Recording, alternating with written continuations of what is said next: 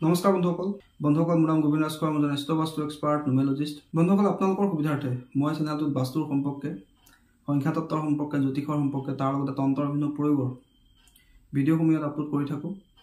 গতিকে যদিহে আপোনালোকৰ মোৰ চেনেলৰ ভিডিঅ'সমূহ চাই ভাল লাগে, অনুগ্ৰহ কৰি মোৰ চেনেলটো ছাবস্ক্ৰাইব কৰিব, ভিডিঅ'সমূহ লাইক কৰিব, কমেণ্ট কৰিব আৰু যিমান পাৰে শ্বেয়াৰ কৰিব। বন্ধুসকল, আজি মই আপোনালোকৰ লগত এটা বিশেষ বিষয়ক লৈ আলোচনা কৰিবলৈ আগবাঢ়িছোঁ। বিষয়টো অত্যন্ত গুৰুত্বপূৰ্ণ বিষয়। বিষয়টো আপোনাৰ স্বাস্থ্যৰ লগত জড়িত হৈ আছে। বন্ধুসকল, এই বিষয়টো এটা বাস্তুশাস্ত্ৰৰ বিষয়, কিন্তু বহুতে এই বিষয়টো সম্পৰ্কে এতিয়াও অজ্ঞাত। গতিকে বন্ধুসকল, অনুগ্ৰহ কৰি ভিডিঅ'টো শেষলৈকে চাব যাতে সম্পূৰ্ণ কথাখিনি বুজি পায়। বন্ধুসকল, প্ৰথম কথা হ'ল, আমি সকলোৱে জানো যে আমাৰ ঘৰৰ উন্নতি প্ৰগতিৰ কাৰণে, ধন টকা পইচা বৃদ্ধিৰ কাৰণে, সমৃদ্ধিৰ কাৰণে বাস্তু এটা অত্যন্ত গুৰুত্বপূৰ্ণ বিষয়। যদি আমাৰ ঘৰত বিভিন্ন ধৰণৰ বাস্তুদোষ থাকে, ধৰি লওক টয়লেট ভুল দিশত থাকে, কিটচেন ভুল দিশত থাকে, পানীৰ উৎস ভুল দিশত থাকে, মুখ্য দুৱাৰখন ভুল হৈ থাকে, মেইন গেটখন ভুল দিশত থাকে, বা আমাৰ বেডৰুমটো ভুল দিশত থাকে, তেন্তে আমাৰ ঘৰত নিগেটিভ এনাৰ্জিৰ সৃষ্টি হয়। আৰু সেই নিগেটিভ এনাৰ্জি কি কৰে? আমাক বিভিন্ন ধৰণৰ সমস্যা দিয়ে।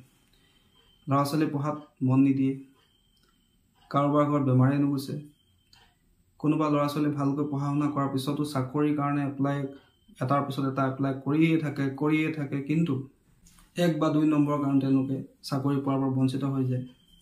কোনোবা সন্তানে বহুত কষ্ট কৰে, দিনে নিশাই পঢ়া শুনা কৰে, কিন্তু ভাল ৰিজাল্ট তেওঁলোকে কৰিব নোৱাৰে। কিছু ব্যক্তি ব্যৱসায়ৰ ক্ষেত্ৰত দিনে নিশাই পৰিশ্ৰম কৰে, ৰাতি দিন একাকাৰ কৰি দিয়ে, কিন্তু তেওঁলোকৰ ব্যৱসায়ত তেওঁলোকে ইচ্ছা কৰা ধৰণে ফল নাপায়। এই ধৰণৰ কিছুমান সমস্যাই আপোনালোকক আমনি কৰে। গতিকে আমাৰ ঘৰৰ বাস্তু আমাৰ পজিটিভ হৈ থকাটো অত্যন্ত জৰুৰী। গতিকে আমি যধে মধে ঘৰ নিৰ্মাণ কৰি দিব নালাগে। ঘৰ নিৰ্মাণ কৰাৰ আগত আমি ভালকৈ চাই ল'ব লাগে যে আমাৰ কোন দিশত দুৱাৰ স্থাপন কৰিলে ভাল, টয়লেট কোন দিশত স্থাপন কৰিব লাগে, কিটচেন কোন দিশত হ'ব লাগে, সেইটো ভালকৈ চাই ল'ব লাগে। বন্ধুসকল, এতিয়া কথা হ'ল যে আমাৰ টয়লেট কোন দিশত হ'ব লাগে, কিটচেন কোন দিশত হ'ব লাগে, মেইন দুৱাৰ, মেইন গেট কোন দিশত হ'ব লাগে, এই বিষয়ে প্ৰায় আমি জানোৱেই। বহুতো বাস্তুবিদ আছে, নিশ্চয় আপোনালোকে সেই বাস্তুবিদসকলৰ ভিডিঅ' চাইছে। তাৰোপৰি মই নিজেও এজন বাস্তুবিদ। মই আপোনালোকক আজি 3-4 বছৰৰ পৰা বাস্তুৰ সম্পৰ্কে যিমানখিনি মই গুৰুৰ পৰা জ্ঞান আহৰণ কৰিছোঁ, সেইখিনি আপোনালোকক মই দি আছোঁ বা জনাই আহিছোঁ। তাৰ লগতে যদি বাস্তুদোষৰ কাৰণে কিবা সমস্যা হৈছে, কি কৰিব লাগে, বাস্তু ৰিমেডিছৰ উপায়সমূহৰ সম্পৰ্কে অলৰেডি মই আপোনালোকক জনাইছোঁ। কিন্তু আজি মই যিটো বিষয় আলোচনা কৰিবলৈ আগবাঢ়িছোঁ, বিষয়টো আমাৰ স্বাস্থ্যৰ লগত জড়িত হৈ আছে। বন্ধুসকল, আমাৰ স্বাস্থ্যৰ কাৰণে আমি বহুত পৰিশ্ৰম কৰোঁ। আমি মৰ্ণিং ৱাক কৰোঁ, ডায়েটিং কৰোঁ, জিম কৰোঁ, চাইক্লিং কৰোঁ, বা বিভিন্ন ধৰণৰ আমি ক্ৰিয়াকলাপ কৰোঁ আমাৰ স্বাস্থ্য ভাল ৰাখিবৰ কাৰণে। অইল কম খাওঁ, মছলা কম খাওঁ, যাতে আমাৰ স্বাস্থ্য ভালে থাকে। কিন্তু কিছুমান ব্যক্তি চাব আপোনালোকে, যিমান ভালকৈ খোৱা বোৱা কৰিলেও তেওঁলোকৰ স্বাস্থ্যৰ উন্নতি নহয়। তেওঁলোকৰ সমস্যা স্বাস্থ্যৰ নুগুচেই। লাগে তেওঁলোকে যিমানেই জিম নকৰক, য়োগা নকৰক, মৰ্ণিং ৱাক নকৰক কিয়, তেওঁলোকৰ স্বাস্থ্যৰ সমস্যা নুগুচে। বন্ধুসকল, যদি আপোনালোকে নিজৰ স্বাস্থ্য বহুত খিয়াল ৰাখে, খোৱা বোৱাৰ প্ৰতি ধ্যান ৰাখে, মৰ্ণিং ৱাক কৰে, য়োগা কৰে, জিম কৰে, বা স্বাস্থ্যৰ কাৰণে বহুত চেষ্টা কৰে, স্বাস্থ্যটো যাতে আপোনাৰ সঠিক হৈ থাকে, ভাল হৈ থাকে, তথাপিও যদি আপোনাৰ স্বাস্থ্য ভালে নাথাকে, তেতিয়াহ'লে আপুনি এটা ভুল কৰিছে বন্ধুসকল। সেই ভুলটো হৈছে যে আপুনি নিশ্চয় বিচনাত বহি খোৱা বোৱা কৰে। যিসকল ব্যক্তিয়ে বিচনাত বহি খোৱা বোৱা কৰে, তেওঁলোকৰ কিন্তু স্বাস্থ্যৰ সমস্যা কেতিয়াও নুগুচে। স্বাস্থ্যৰ সমস্যা তেওঁলোকৰ এটাৰ পিছত এটা সৰু সুৰা হ'লেও লাগিয়ে থাকিব। ইয়াৰ মুখ্য কাৰণটো কি জানে বন্ধুসকল, বিচনাত যদি আপুনি খাদ্য গ্ৰহণ কৰে, বিচনাটো হৈছে শুক্ৰৰ স্থান, য'ত আমি আৰাম কৰোঁ। সেই স্থানত বহি চাহ হওক, জলপান হওক, ভাত হওক যদি আমি খাওঁ, প্ৰথমতে আমাৰ ৰাহু বেয়া হয়, দ্বিতীয়তে শুক্ৰ বেয়া হয়, তৃতীয়তে আমাৰ স্বাস্থ্যহানি হয়, আমাৰ শাৰীৰিক সমস্যা হ'বলৈ আৰম্ভ কৰে, জীৱনলৈ অভাৱ অনাটন আহে, অশান্তি আহে। তাৰোপৰি মা অন্নপূৰ্ণাও ৰুষ্ট হয়। কিন্তু গতিকে কেতিয়াও ভুলতো নিজৰ স্বাস্থ্য যদি ভালে ৰাখিব খুজিছে, কেতিয়াও ভুলতো বিচনাত বহি চাহ হওক, জলপান হওক, ভাত হওক কেতিয়াও নাখাব। যদি এক্সট্ৰিম কণ্ডিশ্যন হয় যে আপুনি বেডৰ পৰা উঠিব নোৱাৰে তেন্তে আপুনি বিচনাৰ ওচৰত এখন টেবুল ৰাখি তাতে আপুনি খোৱা বোৱা কৰিব পাৰে। কিন্তু বিচনাত বহি থকা অৱস্থাত বিচনাত বহি চাহ জলপান ভাত কেতিয়াও আপোনালোকে গ্ৰহণ নকৰিব।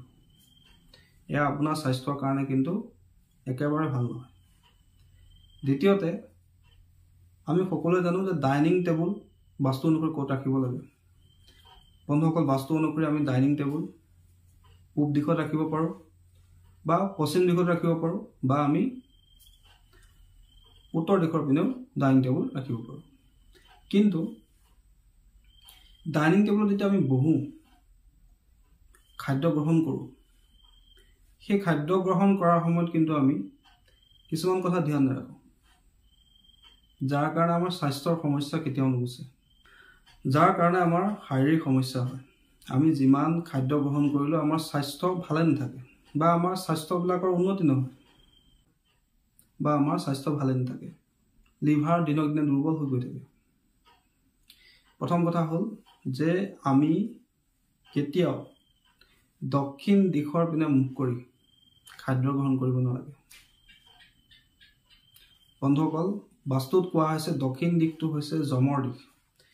দক্ষিণ দিশৰ দিকপাল হৈছে যম।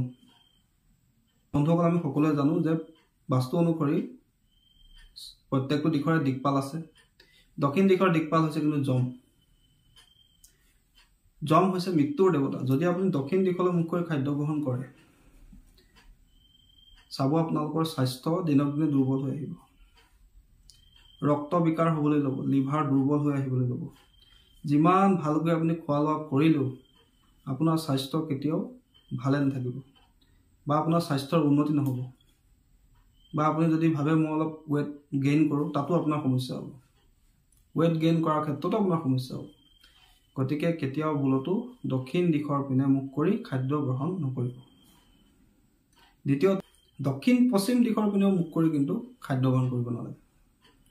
যদি আমি দক্ষিণ পশ্চিম দিশৰ পিনে মুখ কৰি খাদ্য গ্ৰহণ কৰোঁ, তেন্তে আমাৰ চুগাৰ হোৱাৰ সম্ভাৱনা থাকে, আমাৰ পাচন তন্ত্ৰ দুৰ্বল হোৱাৰ সম্ভাৱনা থাকে, আমাৰ ভোক নলগাৰ দৰে সমস্যা হ'ব পাৰে। গতিকে কেতিয়াও দক্ষিণ দিশ বা দক্ষিণ পশ্চিম দিশলৈ মুখ কৰি চাহ হওক, ভাত হওক, জলপান হওক, ৰুটি হওক কেতিয়াও গ্ৰহণ কৰিব নালাগে। বন্ধুসকল, মই এইটো কোৱা নাই যে দক্ষিণ দিশটো বেয়া বা দক্ষিণ পশ্চিম দিশটো বেয়া। দক্ষিণ দিশটোৱে আমাক বহুতখিনি বস্তু প্ৰদান কৰে। দক্ষিণ দিশে আমাক যশমান কীৰ্তি লাভত সহায় কৰে, ৰিলেক্সেশ্যন প্ৰদান কৰে। দক্ষিণ পশ্চিম দিশে আমাক স্কিল প্ৰদান কৰে, ৰিলেশ্যনশ্বিপৰ দিশ বুলিও কোৱা হয়, ঘৰৰ মুখ্য ব্যক্তিজনৰ দিশ। কিন্তু কেতিয়াও সেই দিশলৈ মুখ কৰি খাদ্য গ্ৰহণ কৰিব নালাগে। যিহেতু দক্ষিণ দিশৰ দিকপাল যম আৰু দক্ষিণ পশ্চিম দিশৰ দিকপাল হৈছে নৈಋতি ৰাক্ষসী।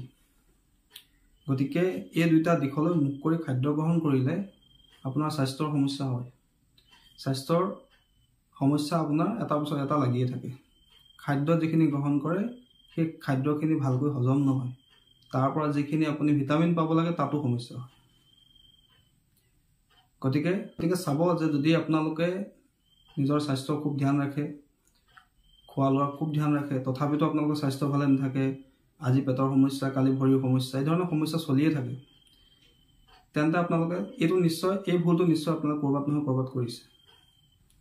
গতিকে সদায় খাদ্য গ্ৰহণ কৰোঁতে পশ্চিম দিশলৈ মুখ কৰি, পূব দিশলৈ মুখ কৰি বা উত্তৰ দিশলৈ মুখ কৰি খাদ্য গ্ৰহণ কৰিব।